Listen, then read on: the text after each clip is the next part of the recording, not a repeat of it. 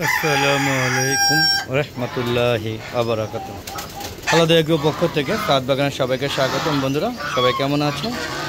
আশা করি সবাই ভালো আছেন, আমিও ভালো আছি। বন্ধুরা এখন সকাল 8টা বাজে, 8টা একটু বেশি বাজে।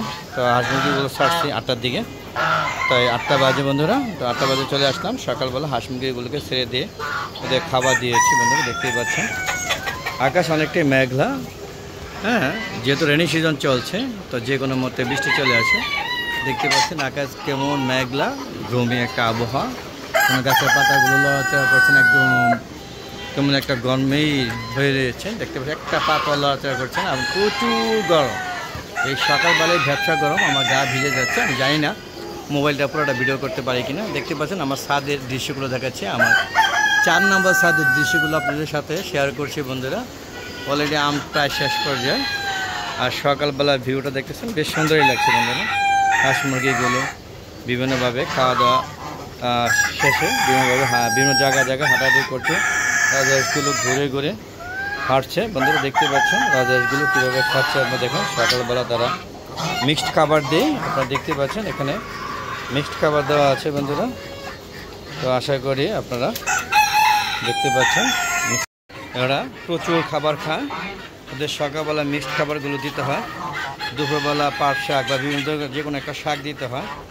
তারপরে আপনার ভুসি, বিভিন্ন ধরনের খাবার সংমিশ্রণ করে, যেমন ভুট্টার গুঁড়া, তারপরে গমের মোটা ভুসি, চিকন ভুসি, ধানের কুড়া, তারপরে ফুড, হ্যাঁ, ভাতের মার, লবণ এবং আরও বিভিন্ন ধরনের সবজি কেটে দেওয়া হয়।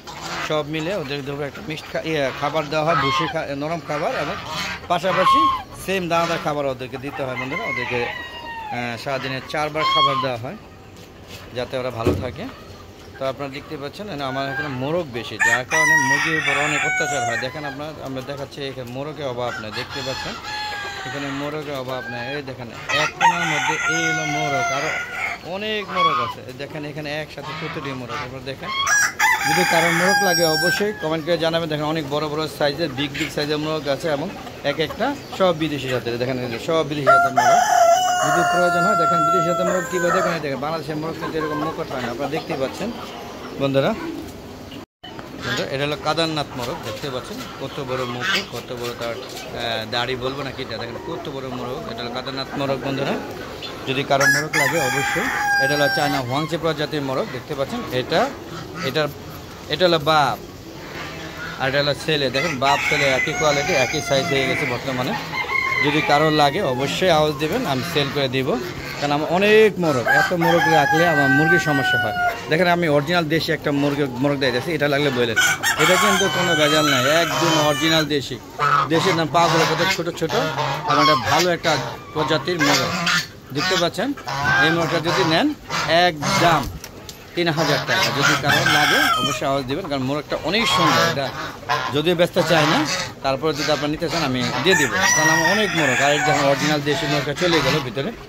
যাক, এখানে আমার লেয়ার মুরগিও আছে, আমার দেশি মুরগিও আছে, সোনালি মুরগিও আছে। আমার সব প্রজাতির মুরগিগুলো এখানে আমার এই ছাদে আছে। দেখতে পাচ্ছেন এটা সোনালি মুরগি, ডিম পারছে। এখন ওই যে পালকগুলো, এগুলো মোরগের উপর যে বেশি মিটিং করার কারণে এই প্রবলেমগুলো হচ্ছে। এটা চায়না দেশি মুরগি অবশ্য, এটা আমার ছুটিওয়ালা দেশি মুরগি। দেখতে পাচ্ছেন এটাকে সোনালি মুরগি, এটা আমার পাহাড়ি মুরগি। দেখতে পাচ্ছেন পাখাগুলো কেটে দেওয়া হয়েছে, আপনারা বুঝতেই পারছেন। যাক বন্ধুরা, এই যে আমার অরিজিনাল সাদা মোরগ, যে দেশি মোরগ, এখানে একদম অরিজিনাল। এটা এক প্রজাতির দেশি মোরগ। দেখতে পাচ্ছেন কত সুন্দর লুক। আর এটা আমার অরিজিনাল দেশি মোরগ, দেখেন কত সুন্দর একটা লুক, আপনারা দেখতে পাচ্ছেন। হ্যাঁ, এটা হলো সোনালি দেশ সংমিশ্রণ একটা মোরগ। যাক বন্ধুরা, তো ঘুরে ঘুরে আপনারা দেখেন একটা মুরগির উপর দেখেন কতগুলো মোরগ অ্যাটাক করে। দেখেন, তাই এদেরকে বিক্রি করে দেওয়ার সিদ্ধান্ত নিয়েছে। যদি কারো লাগে অবশ্যই সাউন্ড করবেন, আমি মোবাইল মেসেঞ্জারে তাদের সাথে নক করে দিয়ে দিব, অথবা ইউটিউবে নক করবেন। বন্ধুরা দেখতে পাচ্ছেন।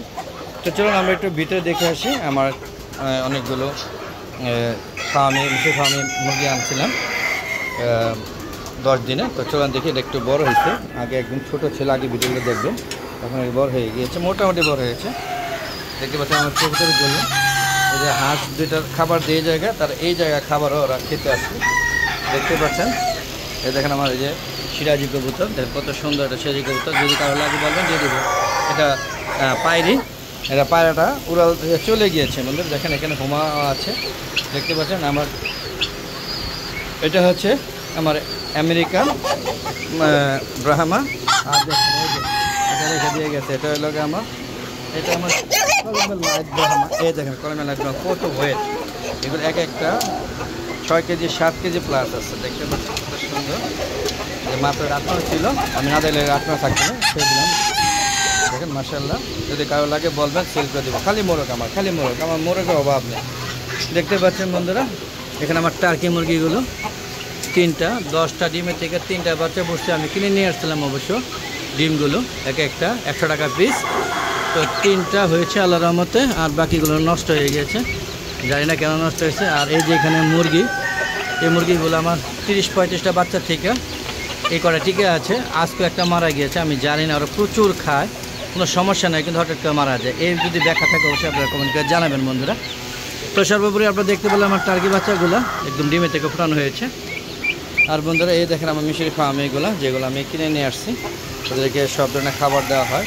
দেখেন ওদের ভেজিটেবল দেওয়া হয়, শাকসবজি, তারপর দেখেন এই মোটা খাবার দেওয়া, সবগুলো দেওয়া হয় বন্ধুরা। তো বন্ধুরা দেখতে পেলেন আমি মিশরি ফার্মের মুরগিগুলো আমি ঢাকা থেকে কিনে নিয়ে আসছিলাম। দেখতে পাচ্ছেন সুন্দর, আল্লাহর মতো সকলে থেকে আছে। ওদেরকে ঠান্ডা দিয়েছি, ভিটামিন দিচ্ছি।